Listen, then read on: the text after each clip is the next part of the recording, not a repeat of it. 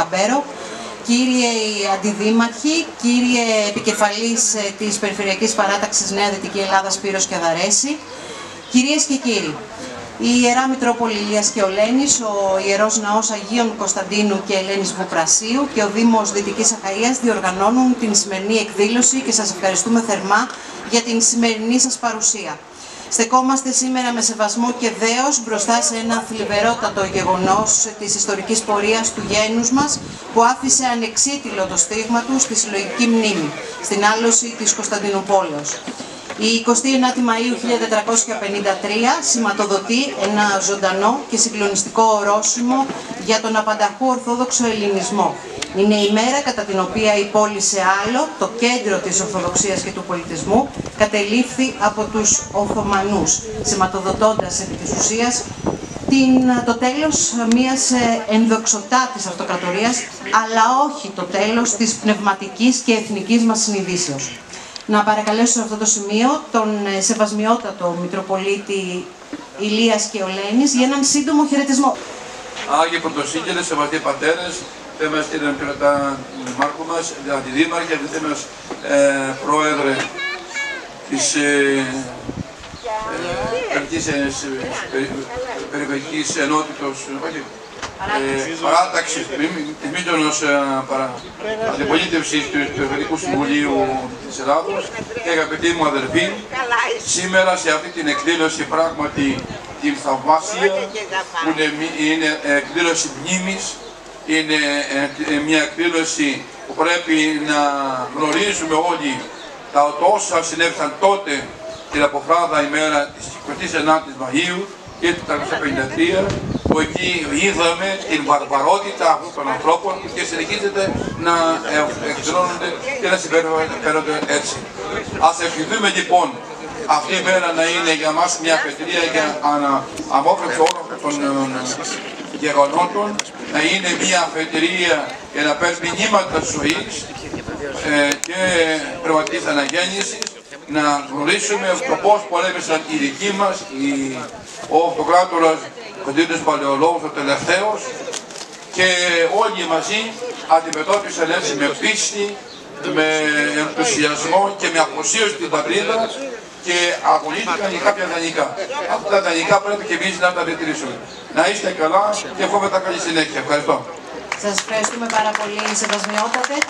Και να καλέσω τώρα τον εκπρόσωπο του Δημάρχου Δυτικής Αχαΐας, αναπληρωτή Δημάρχου, Αντιδήμαρχο Πολιτισμού και Τουρισμού, κύριο Ηλία Καμπέρο, για έναν σύντομο χαιρετισμό. Καλησπέρα σας.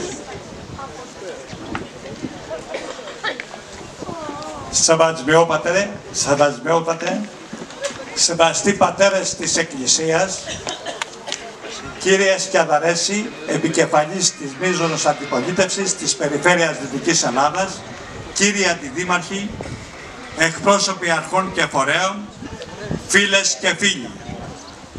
Με μεγάλη χαρά, ο Δήμος Δυτικής Αχαΐας αποδέχτηκε την πρόσκληση του σεβαστού πατέρα Θρασσίβουλου Αλεξόπουλου και του Εκκλησιαστικού Συμβουλίου του Ιερού Ναού Αγίων Κωνσταντίνου και Ελένης Βουπρασίου να είναι συνδιοργανωτής στην επαιτειακή αυτή εκδήλωση.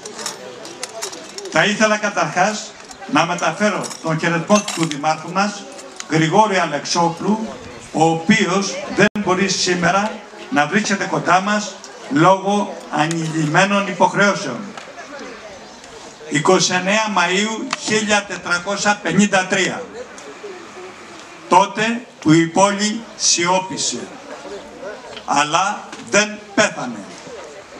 Είναι ζωντανή μέσα στα δάκρυα ενός λαού, στην αιώνια μνήμη, στην πίστη μας, στα τραγούδια και στους μύθους. Η Κωνσταντινούπολη δεν αλώθηκε, μονάχα κοιμήθηκε.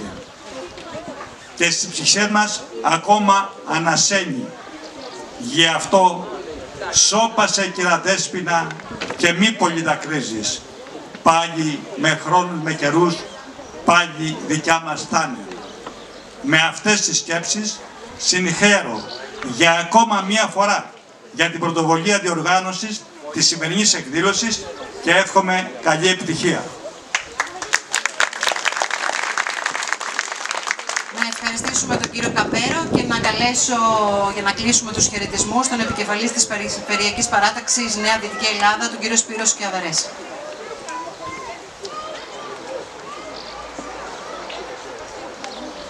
Καλησπέρα και από εμένα, σεβασμιότατες, σεβαστοί πατέρες, φίλες και φίλοι. Με ιδιαίτερη χαρά βρίσκομαι και πάλι εδώ σήμερα. Ο ρόλος μου είναι διτός, θα έλεγα. Αφενός έρχομαι ως εκπρόσωπος τοπικής αυτοδιοίκησης του δευτέρου βαθμού, αφετέρου όμως έρχομαι και ως χωράρχης του χορού ο Απόστολος Ανδρέας, προκειμένου να πλαισιώσουμε την όντως πολύ όμορφη αυτή εκδήλωση που διοργανώνει το Εκκλησιαστικό Συμβούλιο, και ευχαριστούμε και από το βήμα αυτό τον πατέρα Θρασίβουλο για την διοργάνωση αυτή. 572 χρόνια ακριβώς μετά την άλωση της Κωνσταντινούπολης, όπου οι Οθωμανοί, όπως γνωρίζουμε όλοι από την ιστορία μας, άλωσαν μεν την πόλη, άλωσαν την πατρίδα μας, άλωσαν αυτή την αποφράδα μεν ημέρα, η οποία όμως για όλους εμάς πρέπει να είναι οδοδείκτης για την επόμενη ημέρα, και να δώσουμε και ένα μήνυμα στον οποιονδήποτε επιβουλεύεται την οποιαδήποτε κυριαρχία της πατρίδας μας, είτε αυτά λέγεται Αιγαίο, είτε οτιδήποτε άλλο στα σύνορά μας. Άλλο η πόλης, ου και άλλο η μνήμη. Σας ευχαριστώ, χρόνια πολλά.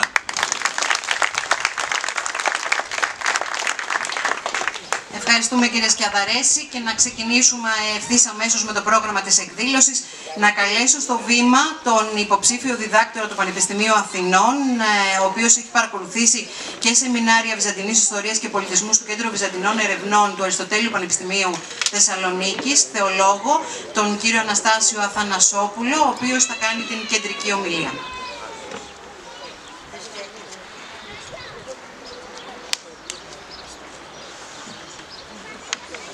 Σεβασμιότατε, σεβαστοί πατέρες, κύριε εκπρόσωπε του Δημάρχου Δυτικής Αχαΐας, κύριε Σπύρο Σκιαδαρέση, επικεφαλής της μείζωνος αντιπολίτευσης, κύριοι αντιδήμαρχοι, εκλεκτοί προσκεκλημένοι, κυρίες και κύριοι.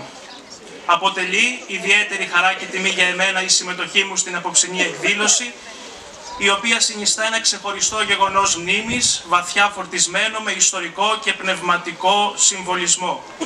Ένα γεγονός που σφράγισε ανεξίτηλα την πορεία του γένους και της Ορθοδοξίας, καθώς σηματοδότησε το τέλος της Βυζαντινής Αυτοκρατορίας και την απαρχή μιας μακραίωνης περίοδου δουλείας, αλλά και αγώνα για τη διατήρηση της πίστης, της ταυτότητας και της ιστορικής μνήμης. Γι' αυτό δικαίως οφείλω να συγχαρώ και εγώ από τη θέση μου αυτή το Εκκλησιαστικό Συμβούλιο και ειδικώς τον πατέρα Θρασίβουλο Αλεξόπουλο, τόσο για τη διοργάνωση της απόψινής εκδήλωσης, όσο και για την ευγενική τους πρόσκληση, προκειμένου να συμμετάσχω και εγώ απόψε ως ομιλητής. Ακόμη ιδιαίτερες ευχαριστίες και στο Δήμο Δυτικής Αχαΐας, που για ακόμη μία φορά στέκεται αρρωγός σε αντίστοιχες πρωτοβουλίες. Είναι πραγματικά δύσκολο και οδυνηρό το εγχείρημα να προσπαθήσει κάποιος να αρθρώσει έστω και μερικές λέξεις για την άλωση της πόλης, για την πρωτεύουσα του Βυζαντινού κράτους στην Κωνσταντινούπολη, και να μην ραγίσει από πόνο ο νους και η καρδιά του. Πράγματι, η τελευταία εβδομάδα του Μαΐου κάθε χρόνο αποτελεί για τον κάθε Έλληνα μια εβδομάδα ορόσημο, αφού μέσα σε αυτήν και η άσβεστη η φλόγα της μνήμης της αλώσεως. Έχουν περάσει 572 ολόκληρα χρόνια από τις 29 Μαΐου του 1453 και αυτή η θλιβερή επέτειος έχει αφήσει το δικό της ανεξίτηλο αποτύπωμα τόσο στη γενικότερη ελληνική ιστορία, όσο και ειδικότερα στην κάθε μια ελληνική χριστιανική ψυχή, η οποία για αιώνες τώρα θρηνεί το τέλος της Ρωμανίας, φέροντας στο νου όλων μας έντονα συναισθήματα πόνου και θλίψης, αφού η απώλεια της ελευθερίας είναι αναμφισβήτητα η φρικτότερη και οδυνηρότερη κατάληξη που μπορεί να συμβεί στην ιστορία ενός λαού. Βεβαίως για εμάς τους Έλληνες η άλωση της πόλης το 1453 αποτελούσε και αποτελεί μια τραγωδία. Μια τραγωδία που σημάδεψε το τέλος της ένδοξης χριστιανικής υπερχιλιετούς αυτοκρατορίας της Ανατολής, η οποία υπήρξε συνώνυμο της πορείας του μεσαιωνικού ελληνισμού, τα χαρακτηριστικά της οποίας ήταν ο ελληνικός πολιτισμός, η ελληνική γλώσσα και η ορθόδοξη χριστιανική πίστη, σηματοδοτώντας παράλληλα την αρχή της σκλαβιάς. Όταν η Κωνσταντινούπολη αλώθηκε, διεκόπη βία και άδοξα μια ένδοξη ιστορική πορεία 12 αιώνων ζωής του Βυζαντίου, μια πορεία που είχε σφραγίδα την αληθινή πίστη στον αληθινό Θεό. Γι' αυτό και η άλωση της Κωνσταντινούπολης, με όποιον τρόπο και αν την προσεγγίσει κανείς, αποτελεί ένα καθοριστικό ορόσημο, τόσο για τις συνέπειες και τα αποτελέσματα που αφορούν την ιστορική διαδρομή του ελληνισμού, όσο και για τη γενικότερη πορεία της Ευρώπης. Από τη στιγμή που ο ευσεβής και πρώτος χριστιανός αυτοκράτορας Μέγας Κωνσταντίνος, με το μεγαλόπνο και μεγαλοφιές σχέδιό του να μεταφέρει την πρωτεύουσα της αυτοκρατορίας από την Παλαιά στη Νέα Ρώμη, η πόλη αυτή έμελε να γίνει ο πνευματικός φάρος του κόσμου, αφιερωμένη στη Βασίλισσα των Ουρανών, στη μητέρα του Κυρίου μας. Η Παναγία έγινε από τότε η υπέρμαχος στρατηγός, η προστάτηδα της πόλεως. Τον 5ο αιώνα ο αυτοκράτορος Ιουστινιανός συνεχίζει τη Ρωμιοσύνη. Οικοδομεί και θεμελιώνει την καρδιά της ελληνικής Ορθοδοξίας, το μεγαλοπρεπή ναό της Αγίας Σοφιάς, αφιερωμένο στον ενανθρωπίσαντα θεολόγο, στη σοφία του Θεού, στον ίδιο τον Χριστό δηλαδή. Η αυτοκρατορία ακτινοβολεί, η ανάπτυξη και η καλλιέργεια της εκκλησιαστικής υμνογραφίας και ποίησης, η βυζαντινή μουσική και γεωγραφία, η αρχιτεκτονική, η γλυπτική, η κωδικοποίηση της νομικής επιστήμης, η ίδρυση σχολείων και πολλών βιβλιοθηκών, η ανάπτυξη της διοικητικής και οικονομικής πολιτικής, τα πολλά ιδρύματα στον τομέα της κοινωνικής πρόνοιας, όπως γυροκομεία, πτωχοκομεία και ξενώνες, η ύπαρξη και η κατασκευή 322 δρόμων και 400 μεγάρων σε συνδυασμό με τους 1 εκατομμύριο κατοίκους αποτελούν ένα ελάχιστο δείγμα από τη μεγαλειώδη ζωή αυτής της πόλης. Η ηγεσία όμως δεν είχε πάντοτε το σθένος και τη δυναμική που απαιτούσαν οι καιροί και οι συνθήκες. Τον 10ο και 11ο αιώνα, οι συγκρούσεις με τους εχριστιανισμένους Βουλγάρους έδειξαν στην ηγεσία της αυτοκρατορίας πως η κοινή θρησκεία δεν αποτελεί αποτρεπτικό παράγοντα συγκρούσεων. Πράγματι, μετά το οριστικό σχίσμα των δύο εκκλησιών το 1054, ήτι ανάμεσα στην Εκκλησία της Ρώμης και σε αυτήν της Κωνσταντινούπολης, διαρρήχθησαν ακόμη περισσότερο οι δεσμοί ανάμεσα στα χριστιανικά κράτη. Στο εξής, η Ρώμη άρχισε να αντιμετωπίζει το Βυζάντιο ως κράτος μη φιλικό, ενώ η αυτοκρατορία ήταν ιδιαίτερα καχύποπτη και επιφυλακτική απέναντι στις ρωμαϊκές αξιώσεις.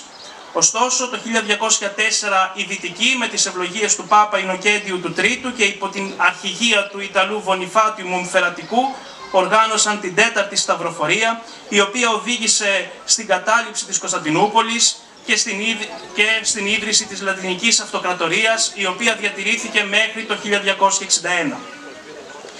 Βεβαίως η άλωση υπήρξε το αναπόφευκτο αποτέλεσμα μιας δυσχερούς κατάληξης που οφειλόταν σε μακροχρόνια διαρκή πολιτική και οικονομική αποσύνθεση και αστάθεια. Από τη μία πλευρά οι κοινωνικές και θρησκευτικές αντιθέσεις, οι διχογνωμίες, οι κενόδοξες φιλοδοξίες στρατιωτικών και πολιτικών και από την άλλη η διείσδυση πολλών αλλοφύλων στο διοικητικό μηχανισμό καθώς και μισθοφόρων στο στρατό σε συνδυασμό με τη γενικότερη εσωτερική αναρχία είχαν προκαλέσει τόσο την εθνολογική όσο και την πνευματική αλλίωση των κατοίκων στο εσωτερικό, αφού λειτουργούσαν ατελέσφορα και αδρανοποιούσαν τον μηχανισμό της πόλης. Εικόνα αυτών συγκρούσεων αποτέλεσε η δημογραφική συρρίκνωση με τη μετανάστευση ενός μεγάλου αριθμού πληθυσμού από την Ανατολή προς τη Δύση.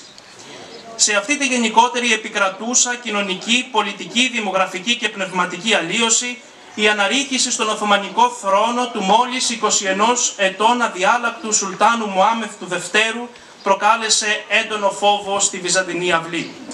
Η άνοδός του σηματοδοτούσε την άμεση εφαρμογή της έμμονης ιδέας του διαλλακτικού πατέρα του Μουράτ του Δευτέρου, που δεν ήταν άλλη από την κατάληψη της Κωνσταντινούπολης, κάτι που επιτυγχάνει με 400.000 επίλεκτο στρατό και εξελιγμένο οπλισμό, ανάμεσά τους 15.000 γενίτσαροι και 30.000 βίαιοι αποσπόμενοι χριστιανοί, ύστερα από επίμονη πολιορκία 55 ημερών, 6 Απριλίου έως 29 Μαΐου, έναντι μόλις 5.000 Ελλήνων πολεμιστών και 3.000 ξένων μισθοφόρων. Ωστόσο, απέναντί του τάχθηκε από τον Θεό και την ιστορία να οργανώσει εύστοχα άμυνα μέχρι Εσχάτων ο αυτοκράτορας Κωνσταντίνος ο 11ος ο Παλαιολόγος. Από την πλευρά του Πολιορκητή έγινε πρόταση προς τον αυτοκράτορα να παραδώσει την πόλη με αναξιοπρεπή ανταλλάγματα. Οι σύμμαχοί του επεδείκνυαν τρόπους διαφυγής έτσι ώστε να οργανώσει την άμυνα κατά του εχθρού σε άλλο ιδανικότερο και προσφορότερο έδαφος. Η απάντηση του αυτοκράτορα στη θρασίτατη και άναυδρη πρόταση του εχθρού υπήρξε αφοπλιστική και αποτελεί το τελειότερο και πλουσιότερο επίγραμμα φιλοπατρίας και ηθικής.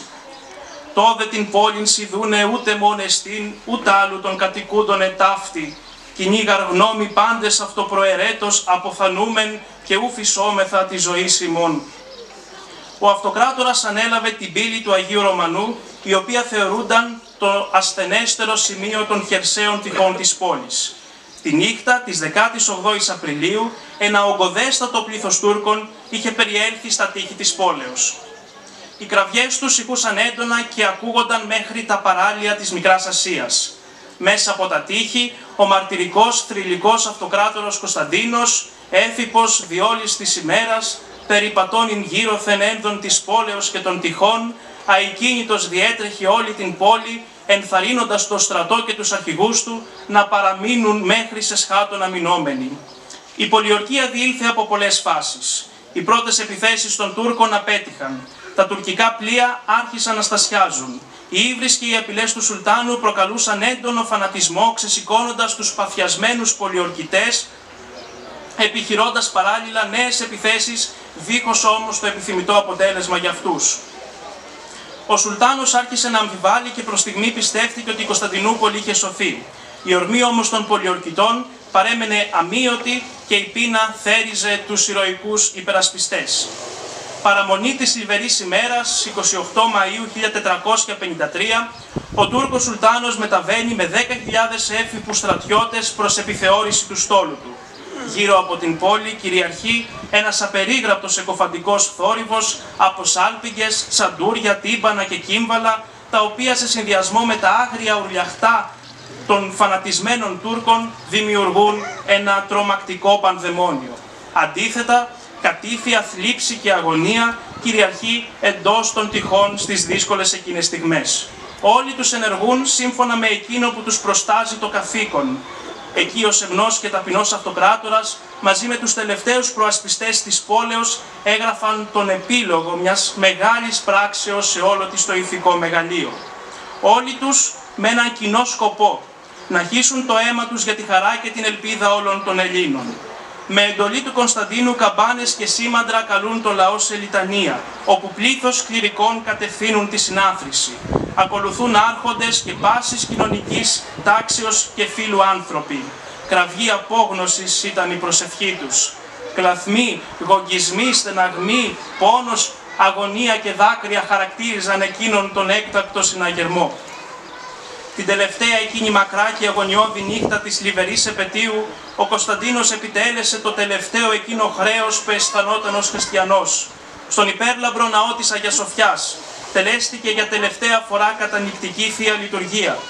Ο αυτοκράτορας προσήλθε με μεγάλη συντριβή και θλίψη και αφού ζήτησε συγχώρηση από τους χριστιανούς αδελφούς του, κοινώνησε των αχράντων μυστηρίων. Τον ακολούθησαν αυλικοί, άρχοντες, αξιωματούχοι, αλλά και μεγάλο πλήθος λαού. Όλοι με δάκρυα στα μάτια γονατίζουν για τελευταία φορά κάτω από τον μεγαλοπρεπή θόλο της Αγίας Σοφιάς. Έμελα να είναι αυτές οι ίστατες και ομορφότερες στιγμές ελευθερίας της μαρτυρικής ζωής του τραγικού τούτου τελευταίου Βυζαντινού αυτοκράτορα. Στη συνέχεια, όπως χαρακτηριστικά αναφέρει ο ιστορικός της Άλωσης Γεώργιος Φραντζής, «Ήτα ελθόν εις τα ανάκτορα, ο λίγων σταθείς και εκ πάντων συγχώρησιν ετήσας, εν τίδε τη ώρα, τις διηγήσετε τους τότε κλαθμούς και θρήνους τους εν το παλατίο, ή και από ξύλου άνθρωπος ή εκ πέτρα συν, ουκ δύνατο μη θρηνήσε». Οι στιγμές αγωνίας ενός λαού με τόση ένδοξη ιστορία μέσα στον υπέρλαμπρο ναό της Αγίας Σοφιάς προκαλούν τον θαυμασμό και τη συγκίνηση κάθε ανθρώπου.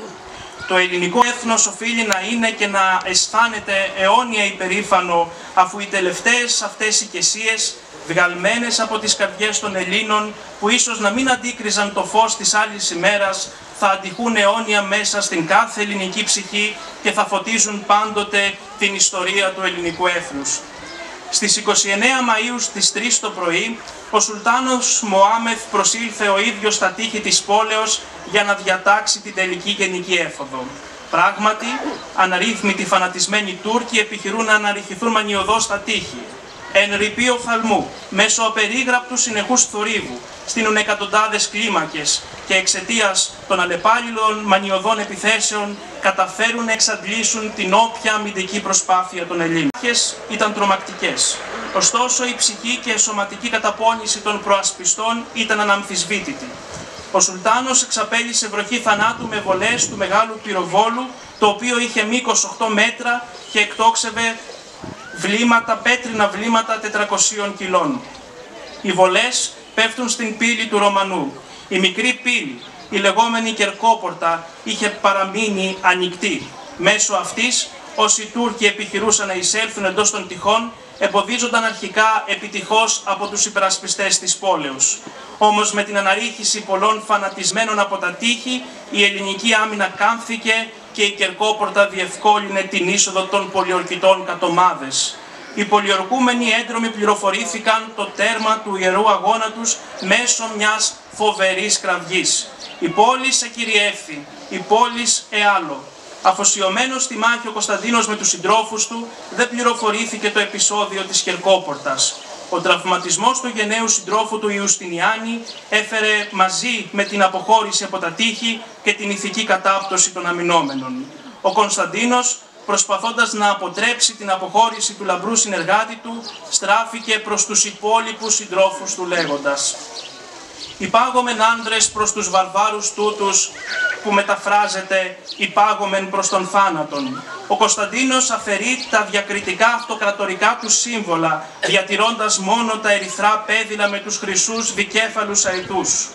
Με τόλμη και θάρρος, ως ένας απλός καβαλάρης ορμά στη μάχη, επιχειρώντας με μια ίστατη απεγνωσμένη προσπάθεια να αντικρούσει το πλήθος των πολιορκητών, βρυχόμενος ως λέον και τη ρομφέαν εσπασμένη σε έχουν εν τη δεξιά, πολλούς των πολεμίων απέσφαζε και το αίμα από τα μηδών εκ των ποδών και των χειρών αυτού έρεεν, πέφτοντας μαζί με την πόλη και την αυτοκρατορία την Τρίτη 29 Μαΐου το 1453. Σε κανένα κράτος στον κόσμο η πτώση και η άλωση μιας πόλεως δεν θρηνήθηκε και δεν επηρέασε σε τόσο μεγάλο βαθμό την ιστορία, τη ζωή και την ιδιοσυγκρασία ενός έθνους όσο αυτή της πόλεως του ελληνισμού. Η στεναρή αντίσταση των πολιορκημένων μπροστά στους πολυάριθμους φανατισμένους απίστους για την πίστη και την πατρίδα έμεινε αιώνια χαραγμένη στις ψυχές του υπόδουλου ελληνισμού και δημιούργησε την εθνική συνείδηση στους 4 αιώνες σκλαβιάς. Βεβαίως, η λαϊκή μούσα δεν θα ήταν ποτέ δυνατό να μείνει αμέτωχη και ασυγκίνητη από την άλωση της πόλης. Πάψατε το χερουβικό και ας χαμηλώσουν τ' Άγια, παπάδες πάρτε τα ιερά και εσείς κεριά σβηστείτε, γιατί είναι θέλημα Θεού η πόλη να τουρκέψει. Η δέσποινα ταράχτηκε και δάκρυσαν οι εικόνες. Το θαραλέο όμως φρόνημα του ελληνικού έθνους με αισιοδοξία αποφαίνεται και λέγει: «Σώπασε κυρα Δέσποινα, μην κλαις και μη δακρύζεις, πάλι με χρόνια με καιρούς, πάλι δικά μας θα'ναι». Σας ευχαριστώ.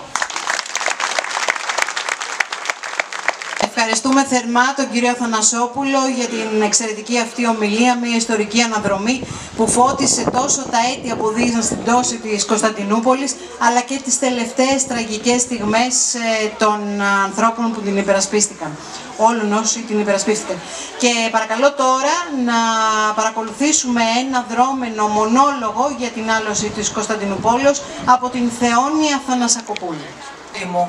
Πού είσαι βασιλεύουσα, φάντασμα φανταχτερό που περνάει από τα μάτια μου τις νύχτες, όνειρο που δεν ξημερώνει, άρωμα λιβανιού μέσα στη στάχτη. Σε πήραν, σε πατήσανε, σαν ριζομιό βουνό, σε κλώτσισαν οι οχτροί και εσύ κατέρευσες, όχι από αδυναμία, μα από το βάρος των αιώνων που κουβαλούσες. Η Αγία Σοφιά, αχ, η Αγία Σοφιά μου, πού είναι η φωνή του ψάλτη, πού είναι ο χερουβικός και το θυμίαμα. Τώρα μόνο βήματα σκληρά και ουρλιαχτά, φωνές ξένες που βεβηλώνουν το Άγιο. Σκοτάδι που σκέπασε την Άγια Τράπεζα. Ήμουν παιδί. Με κρατούσε από το χέρι ο πατέρας μου πέρα από τη Χαλκή Πύλη. Τη θυμάμαι, τη θυμάμαι. Χρυσό φως έλουζε τα μάρμαρα και τα τείχη. Τα τείχη ήταν μάνες. Μας έκλειναν μες στην αγκαλιά τους και μας έλεγαν «Μη φοβάσαι, γιατί από εδώ δεν μπορεί να περάσει το σκοτάδι». Το σκοτάδι ήταν απίστευτο. Όλα τα θυμάμαι, τα πάντα, κάθε στιγμή.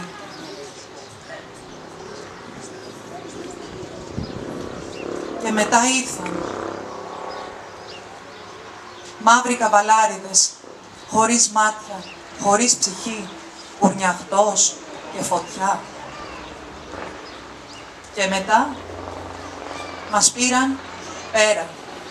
Όλα τα γκρέμισαν. Δεν υπήρχε τίποτα.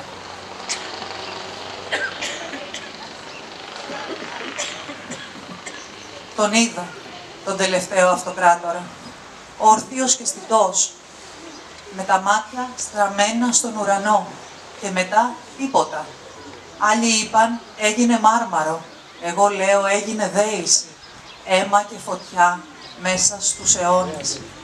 Και εμείς με ρόδα και στάχτη στα μαλλιά, γονατιστεί μπρος τα εικονίσματα, για να μας δει ο Θεός και να μην φοβόμαστε, για να μην μας ξεχάσει.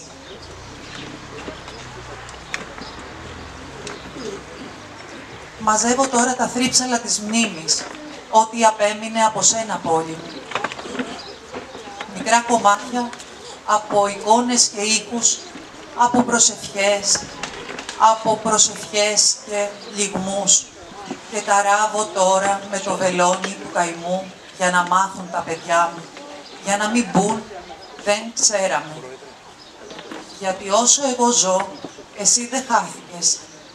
Ζεις μέσα στις ρητίδες μου, μέσα στις προσευχές μου, μέσα στους λυγμούς και στους αναστεναγμούς μου. Σώπασε, κύρα Δέσποινα, και μην πολύ δακρύζεις. Πάλι με χρόνους και καιρούς, πάλι δικά μας θα είναι. Χαίρε διείς σε γύρονται τρόπαια, χαίρε διείς οι εχθροί καταπίπτουσι.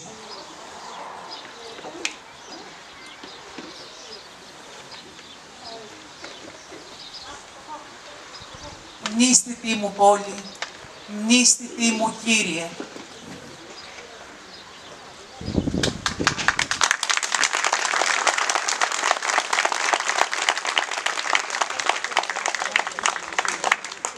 Ευχαριστούμε πάρα πολύ την κυρία Θανασακοπούλου. Να πούμε ότι το κείμενο έχει γραφτεί από την ίδια.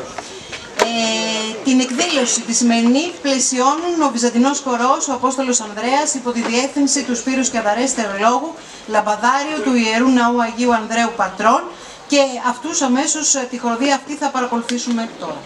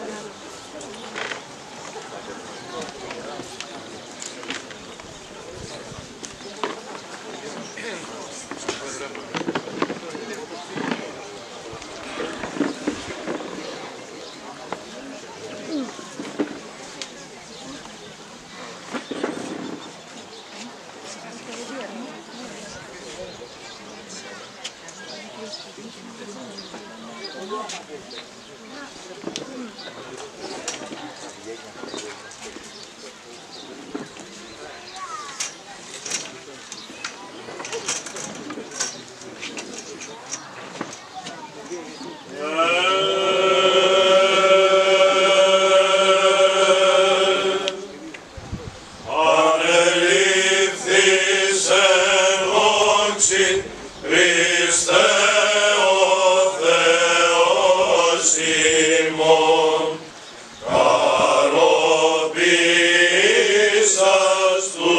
μαθητάς τη επαγγελία του Αγίου Πνεύματος, βεβαιωθέντων αυτόν δια της ευλογίας, ότι εσύ ο Υιός του Θεού, ο λυτρωτής του κόσμου.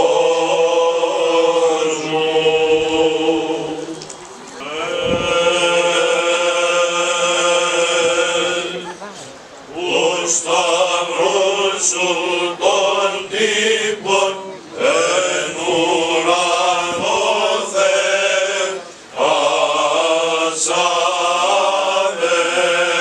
ασαβέλος, και ως ο Παύλος την κρίση ουκ εξ ανθρώπων δεξαμένος, ο εν βασιλεύσει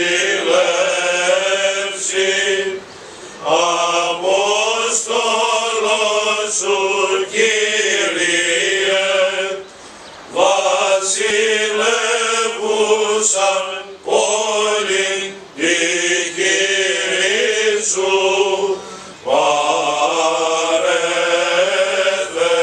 παρεδέτω, ημερίζωσε δια πάντος εν ειρήνη, πρεσβείες της Θεοτόκου, μόνε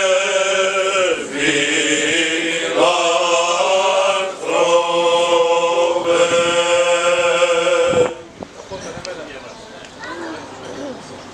Νέοι μάρτυρες, παλαιάν πλάγι, καταστρέψαντες, ύψωσαν πίστη των Ορθοδόξων σέρων συμμονίστησαν, τυργαραν νόμων θρησκείαν ελέξαντες, εν παρησία Χριστόν ανεγγύρισαν. Θεόν τελείων παρέχοντα πάση το μέγα έλεος.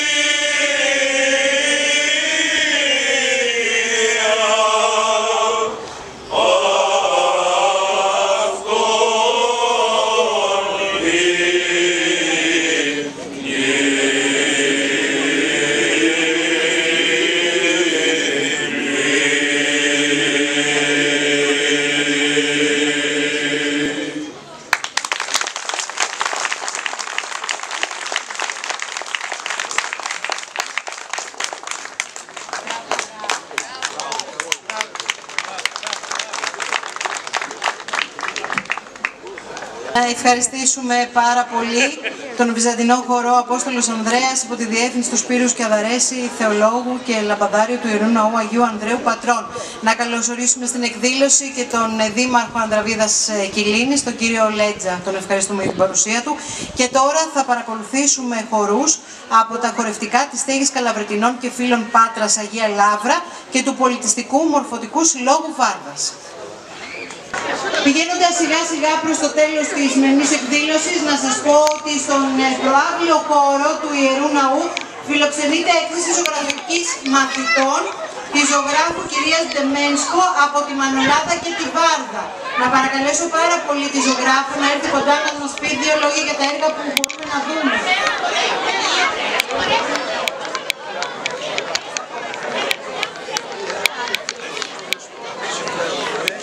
Σεβασμιότατε, εδεσιμότατοι εκπρόσωποι των διαφόρων φορέων, κύριες και κύριοι, θα ήθελα να ευχαριστήσω πρώτα τον πατέρα Τρασίβουλο για την πρόσκληση του να είμαστε μαζί σας σε αυτή την όμορφη εκδήλωση. Έχω τη χαρά και τη τιμή να χαιρετήσω αυτή την εκδήλωση εκ μέρους της ομάδας ζωγραφικής Χρωμοτετάρτες.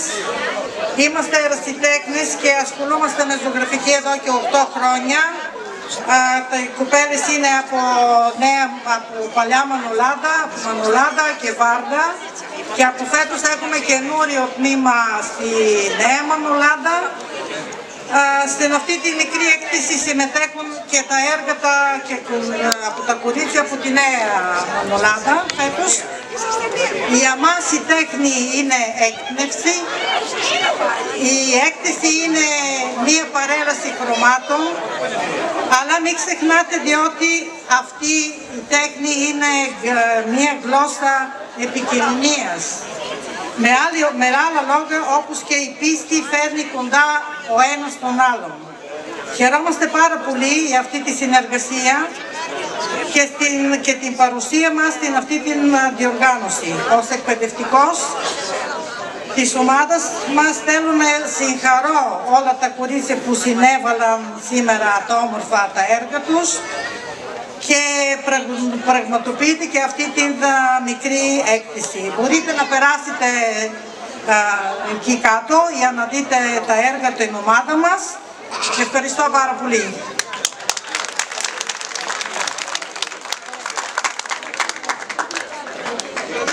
Θα ενημερώσω πως στο χώρο υπάρχει και κλόουν που κάνει και face painting για τους μικρούς μας φίλους και φυσικά υπάρχουν πολλά γλυκίσματα τα οποία μπορείτε να απολαύσετε.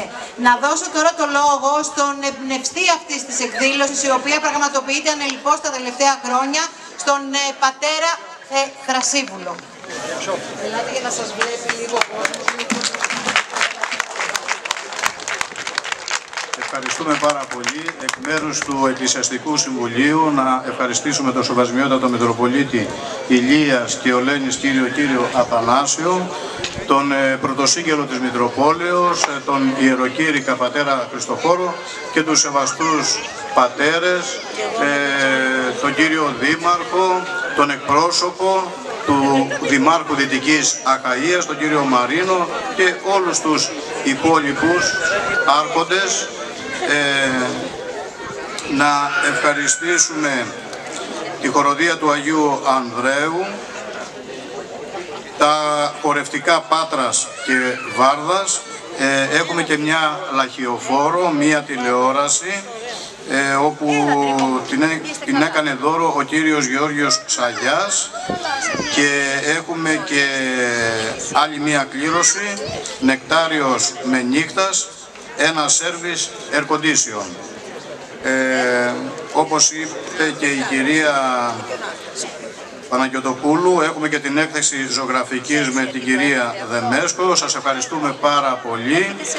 Να ευχαριστήσουμε και τον κύριο Κωνσταντίνο Παναγιωτόπουλο για τα γλυκά που πάντοτε μας τα προσφέρει δωρεάν. Και σας ευχαριστούμε όλους που ήρθατε απόψε. Σας ευχαριστούμε πολύ.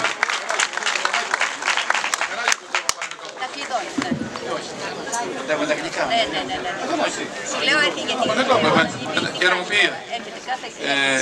Θέλω και εγώ να εκφράσω. Γιατί κατεβαίνει κάτω. Εντάξει. Αυτό ας το ξέχασε.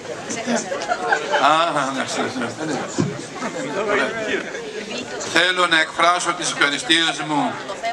Όλα απ' όλα βλέπετε πως ένας ιερέας που μπορεί να συλλέξει, δεν είναι πρωτοτούχος, δεν είναι θεολόγος, δεν είναι πτυχιούχος, δεν έχει περγαμηνές.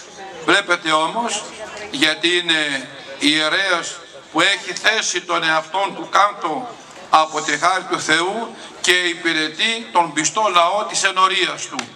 Τον πατέρα Θρασίβουλο, που έχει τη δύναμη, που έχει την ικανότητα να συγκεντρώσει όλους εμάς εδώ.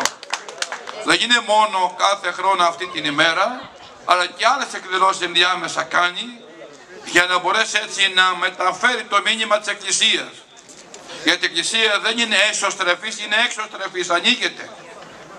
Γιατί θέλει να οδηγήσει τον άνθρωπο όπως ο Χριστός διήρχεται της πόλης, τα χωριά, τα πάντα, για να συναντήσει τον άνθρωπο, και δεν περίμενε στην καρέκλα να έρθει ο άνθρωπος να τον συναντήσει.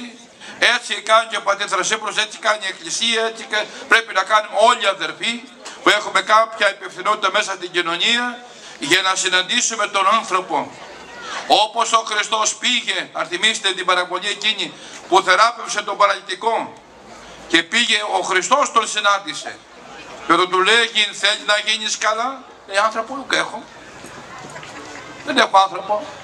Γιατί όταν ταράσσεται το είδωρ, άλλοι έρχονται πρώεμου που έχουν τη δύναμη, έχουν τους ανθρώπους, έχουν τις προϋποθέσεις και μπαίνουν μέσα και θεραπεύονται. Να λοιπόν, αυτός ο άνθρωπος θα έλεγα ότι ο Χριστός που έρχεται και θεραπεύει τον παραλυτικό είναι η Εκκλησία, είναι όλοι μας.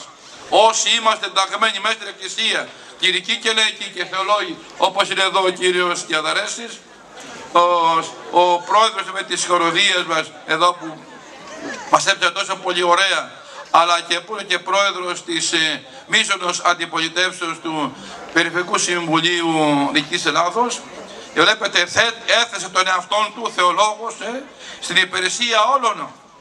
Έτσι αδερφοί πρέπει να κάνουμε κι εμείς. Θέλω λοιπόν να ευχαριστήσω εν κατακλείδη και τη χοροδία που τόσο πολύ έψαλα και σήμερα που είναι η εορτή της αναλήψεως, που πρέπει να αναλήψουμε κι εμείς. Μπορεί, όπως είπε πολύ ωραία ο κ. Θεοδωρέσης, μπορεί να αλώθηκε η πόλη, αλλά δεν αλώθηκε το μυαλό μας, οι σκέψεις μας, οι επιθυμίες μας. Γιατί λέγανε οι πατέρες και οι μάρτυρες, μπορεί να μας θανατώσουν το σώμα, την ψυχή όμως όχι. Η ψυχή πράγματι μένει αιώνια, ελευθερωμένη. Έτσι λοιπόν να ζούμε πάντοτε, για να επιτελούμε όσο μπορούμε καλύτερα το καθήκον μας. Να ευχαριστούμε λοιπόν τη χοροδία μας, πόσο πολύ έψανε. Τους δύο εδώ επίσης συλλόγους που πραγματικά μας έψανε, και η Βάρδα με τόσο μεγάλη χοροδία μεγάλη, βέβαια και η Πάτρα τόσο πολύ παραδοσιακά, πατριωτικά μας έψαλαν και μας χόρεψαν. Να ευχαριστήσω τον κύριο Αθανασόπουλο για τόσο πολύ πραγματικά εμπεριστατωμένη ομιλία του για το θέμα αυτό, για το θέμα της αλώσεως, που πραγματικά βλέπετε ότι αποτέλεσμα αυτή της αλώσεως τι πρέπει να ποιο είναι, ήταν η απομάκρυση των ανθρώπων από τον Θεό. Δηλαδή, στα 1000 χρόνια περίπου της αυτοκρατορίας διήρκεσε, θριάμβευσε, επετέλεσε και εξύψωσε πράγματι την αυτοκρατορία. Τι ήταν εκείνο? Η πίστη προς τον Θεό. Ο Ιστινός, όπως είπε ο κύριο ομιλητής, που έφτιαξε την Αγία Σοφία και τόσες άλλες, ο Μεγάλος Κωνσταντίνος, όσα και δεν έφτιαξε, αυτό έδειχνε την πίστη προς τον Θεό. Αν όμως απομακρυνόμεθα αδερφοί από τον Θεό, έχουμε πτώση, έχουμε εξαφάνιση, έχουμε θάνατο σωματικό και πραγματικό. Όλα αυτά ας είναι για μας μηνύματα ζωής, για να μπορέσουμε έτσι να προχωρήσουμε όσο μπορούμε πιο καλύτερα. Να ευχαριστήσω επίσης και τον Δήμαρχο της εδώ δίπλα, του Ανδραμίδου Στυλής, του κ. Λέτσα, τον αναπληρωτή Δήμαρχο του κ. Αλεξόπουλου της Αχαΐας και όλους τους τον αναπληρωτή και τους αντιδημάρχους και όλους τους άρχοντας, τους ιερείς βέβαια, τον πρωτοσύγκυρό μας, της Τραπόρεως Ηλίας, και όλους εσάς, τους ανθρώπους, τους πιστούς, τους ενορίτες της Μητροπόλεως μας ή της Μητροπόλεως Πατρών. Να μου είστε καλά και όταν είμαι πάντα μαζί μας. Και η κυρία Θεόνια Θανασακοπούλου παίρνει το μόνο πράγμα το οποίο πραγματικά μας ενθουσίασε. Και ορατότητα και πραγματικά το βίωνε, το ζούσε. Δάσκαλε μου, πολύ ωραία. Να είστε καλά, εύχομαι ό,τι καλύτερο, ο Θεός πάντα μαζί μας. Και χρόνια πολλά σημερινή.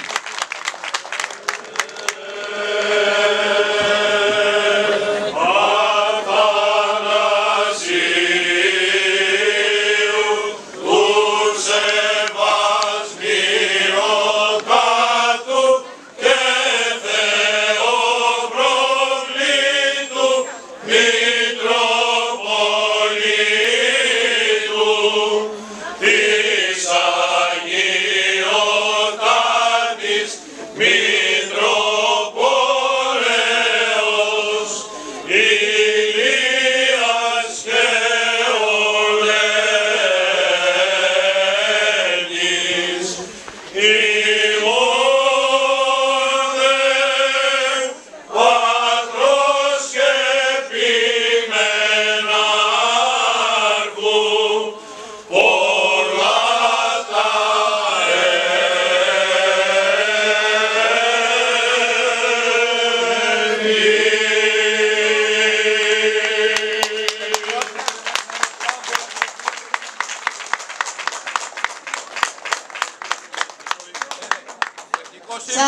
ευχαριστούμε όλους θερμά για την παρουσία σας και τη συμμετοχή σας και ευχόμαστε του χρόνου, πρώτο Θεός, να είμαστε και πάλι όλοι εδώ.